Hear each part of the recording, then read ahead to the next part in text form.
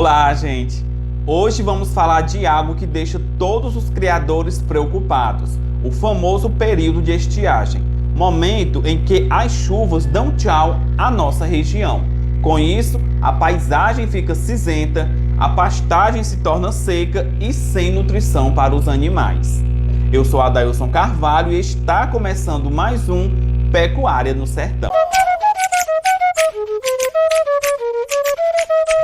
Céu limpo e sol ardente é sinal que as chuvas foram embora, momento em que os criadores de gado passam a se preocupar, pois está à sua vista um longo período de seca e que todo o rebanho vai precisar de mais ração no coxo.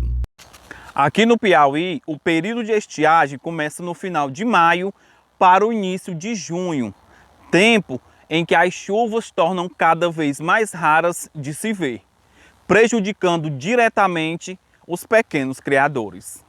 Rapaz, durante o inverno é o seguinte, tem aqui uma rocinha aqui na beira do rio aqui, e aí eles estão numa roça nas aroeiras, aí na hora que acabar lá, eu boto aqui na beira do rio, tem um pastinho, e aí é como eu vou escapando eles até lá. Mas aqui é o seguinte, eu vivo nessa labutenga aqui com esses bichinhos, mas isso aqui é como você vê, isso aqui não é lugar de a gente se criar. Aqui é muito bom para jumento, que come só casca de pau, come tudo no mundo. Então, e bode. Mas para gado mesmo, é eu e outros criadores por aqui. Cria de teimoso. Não é por causa que quer não, é porque é de teimoso. Mas e a gente tem que escapar sim. Na rocinha, escapando. Porque na ração ninguém aguenta comprar.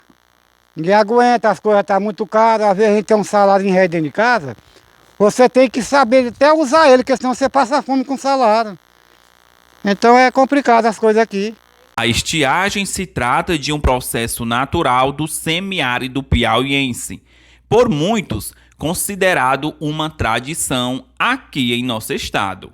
Conversamos com o agrônomo Juliano Moura para explicar e orientar os criadores de gado como se preparar de forma correta para os 5 a 6 meses de seca. Primeiro a gente tem que desmistificar algumas coisas.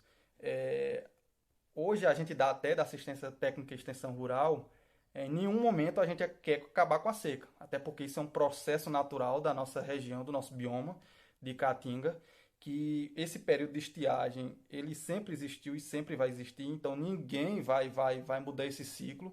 Então hoje o que a gente de até busca é a convivência com o semiárido, certo? Então existem várias hoje tecnologias que já foram desenvolvidas aí há centenas de anos, mas infelizmente o pecuarista, por uma série de fatores, não vem aplicando ou não quer aplicar. Isso é um processo ainda um pouco cultural. E quando chega nesse período seco, a pastagem nativa ela dá uma queda, ela reduz a questão de suporte forrageiro. Então eu vou ter uma complicação na segurança alimentar do meu rebanho. Por quê? Porque eu não tenho forragem suficiente para a quantidade de animais que eu tenho. E por consequência também, com esse período seco, a qualidade nutricional da pastagem, ela também tem uma queda. O Francisco conta que o ideal é manter uma pequena quantidade de bois no curral no período em que a pastagem se encontra seca, mas alerta sobre o sufoco de criadores para alimentar grandes rebanhos em tempos desfavoráveis. A dificuldade é o seguinte, o meu no verão fica assim mais ou menos, porque é pouquinho, mas o sofrimento de quem tem muito é grande. Eu vejo passar gado aqui com o cabo raiz dos empurrão com ele na pista, porque não aguenta sustentar, porque é muito. Eu aqui é pouquinho, eu fico com esse, fica parecendo com gado. Como você tá vendo essa daqui, ó. Uma bichinha dessa mansinha, tá gordinha, ó. Viu? Pra você ver como é as coisas. Mas tem muitos por aí que andam as cambaletas, caindo de fome, o cabo não pode. O cabo não vai deixar de comer para sustentar um bichinho. Eu sou mais de ficar com o meu pouquinho mesmo. No período chuvoso, ele tem pasto abundante, então ele tem animal de qualidade no pasto, com um peso ideal. Quando chega no período seco, o animal ele declina a questão da qualidade corporal, o score do animal. Ficam animais magros e ele ou perde esses animais, ou tem que vender esses animais, ou tem que ter um alto gasto com com ração, com insumos vindo de fora da propriedade, o que acarreta um custo de produção maior. E se for botar na ponta do lápis, muitas das vezes essa atividade fica inviável. O engenheiro agrônomo passa dicas aos criadores de como evitar problemas com a alimentação do gado e sugere fontes de alimentos adequados para fornecer ao rebanho nesse momento de transição da vegetação da caatinga. A melhor forma de se preparar é utilizar o período chuvoso. Na seca não tem muito o que fazer. Se você não se preparou, não tem como reverter esse quadro, né? E quando tem que se reverter, você tem que se atrelar a insumos externos. Como eu falei lá no início, tem um custo-benefício bem alto e quando você bota na ponta do lápis, vai fazer o estudo, a atividade se torna inviável. Então, para a região do semiárido, não tem outro caminho. É se preparar no período chuvoso, com a produção de banco de proteínas, implantação de palma, volumoso e assim por diante. Então, a gente, quando fala em pecuária, a gente tem algumas fontes de alimentos, que são os volumosos e os concentrados.